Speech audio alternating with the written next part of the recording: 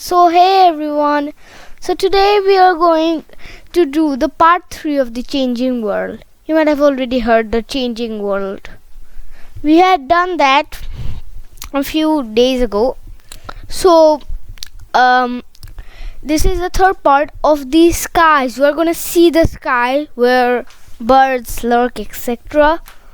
Let me give you the classic city streets stuff like that. Pigeons. Yeah, I have seen a lot of pigeons, and I know that, but they can't surprisingly fly fast as you might seem. Yes, a professional athlete might not stand a chance against them, but in sky storm, those are pretty small. Yeah, pretty slow. Because if you notice the fastest bird, the peregrine falcon, when it dives, it goes in 200 miles per hour. Okay, no more stuff, otherwise this will just ruin the journey. Let's go. Pigeons, parrots, etc. are classic. Okay, I got an idea. Parrots. Yeah, let's settle down on the topic on parrots. So the parrots are always mimic a human sound. Why, you ask? Well, there are few codes that few sphere-like stuff that is in their brain that copies every single sound. That is why it occurs. Even honeybirds have those things. It isn't just more functional as parrots. Okay, speaking of honeybirds, I just wanted to go there and stay there for a minute. Okay, honeybirds. The honeybirds have are pretty fast, but they're the only bird that can flap their wings both backwards and forwards. Like, I guess so, something like that. But definitely, that's hard things. But what if I told you they are 10 times as more fast in breathing as to us? Yeah, pretty cool topic. Okay. As soon as we are seeing this, you might be wondering, wait, in the changing world there must be some prehistoric creatures now. Well, this is the first phase of the changing world. No, I'm just settling down a little bit. So this is the first phase of the changing world. This is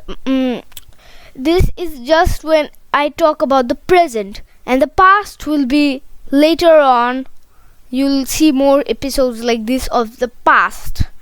Now we are just taking care of the present. Let's go back. Anyways, we don't want to destroy this. There are plenty of birds, but let us go down into penguins. Well, they are not birds actually, they're fish, but they can be actually told as in they're marine inhabitants instead of the land inhabitants, or even you might say they're sky inhabitants if you didn't know what penguins do. I guess. Wait, no 3-year-old is watching my videos. Yeah, no 3-year-old watching my videos. Okay, go down like that.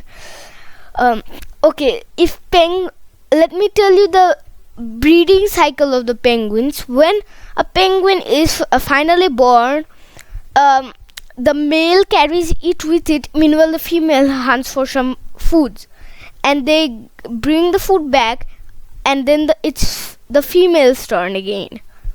And this goes on and on up till the baby is matured enough so that they can work. So you can definitely see that the large portion of their food cycle, without that the penguin wouldn't have developed, is from the marine area. They actually do eat some small land animals, but they are mostly taken by their portion of their diet is from the marine. Also, if you're not convinced enough right now, I'm giving you another thing. Well, penguins live on the North Pole, right? No, they live on the South Pole, but there's something common in there. That's icy, and no much creature can survive on the snow other than penguins, polar bears, and most of the inhabitants of Antarctica live on the coastal waters. Yeah, I was just saying that. Okay, let's go into the next bird we are taking, and that actually is from Madagascar, and I'm not supposed to tell its name because I forgot about it, but that's the most dangerous bird. They can even learn they can even do boxing punches. Just kidding, they can't do that. What if they did? Or martial arts? Nope, they're not. They do have sharp claws of their feet, so don't. Next we get peacocks. You might have already known that, but I'm taking on most of the land birds because they are evolutionary, not only different by their physical standards, but also evolutionary, their roots are different. So they are probably, their ancestors are land animals or flying animals which later came down to land because they had a heavy wings.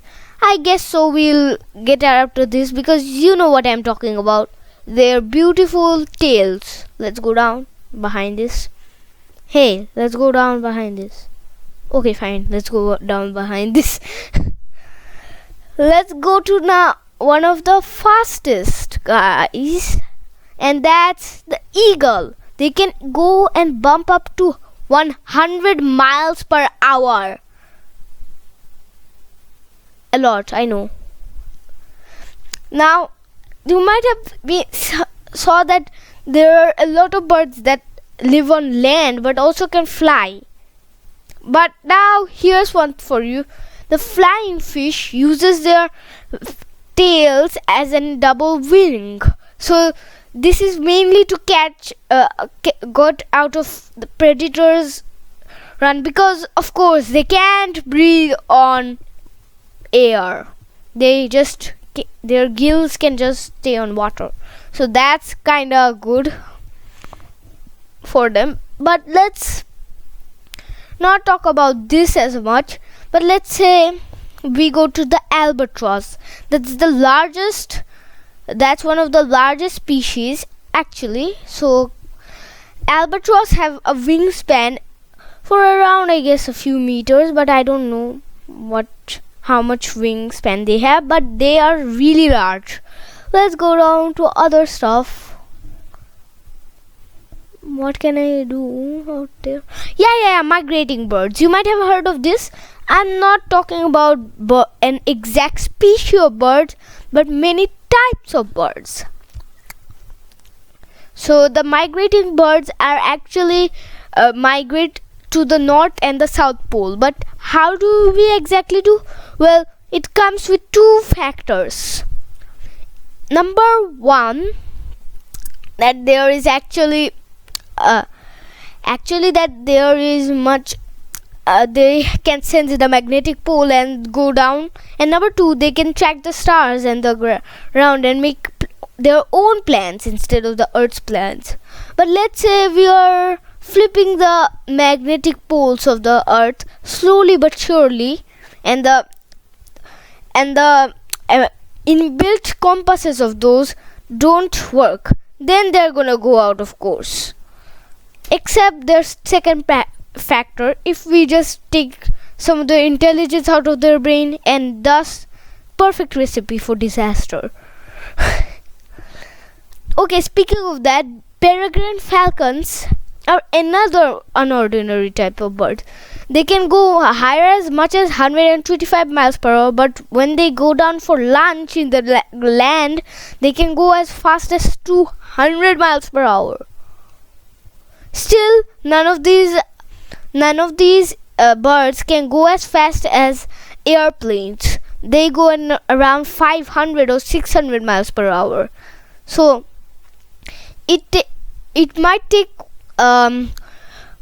three times the peregrine falcon's speed to go to reach the the speed of an airplane. Still, it's pretty impressive according to me, especially for a bird.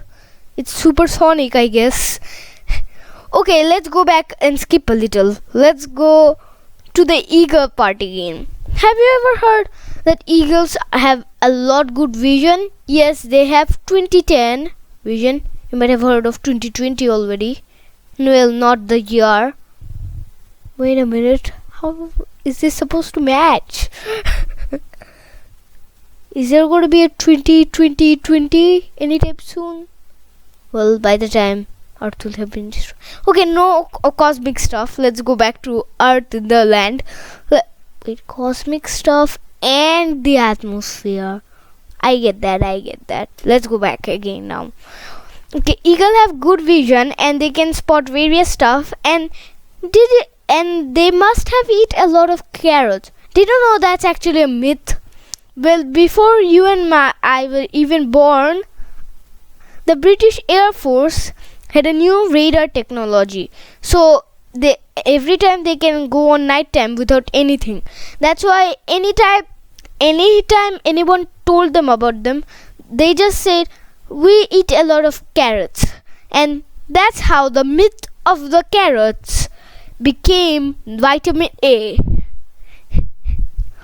Okay, there has been a lot of wonderful things in this process, but did you know that dolphins kinda also can fly? Well, kinda, according to my theory. Well, they can jump a lot large, so that kinda counts as flying or gliding at least. But the flying fish, which also flies, also does this kind of thing. So if you don't classify dolphins as them, then it's kinda not fair to classify the flying fish as them as too. But they can also, if you're not this evidence are not enough to convince you, then think about this. Dolphins are mammals, so they can breathe above water. So this kind of matches up. Okay, this is enough of this journey. We have enough of these marvelous creatures out there, but where are we getting the second part of the changing world? Well, a few days later. Bye bye everyone. Make sure to subscribe to my channel.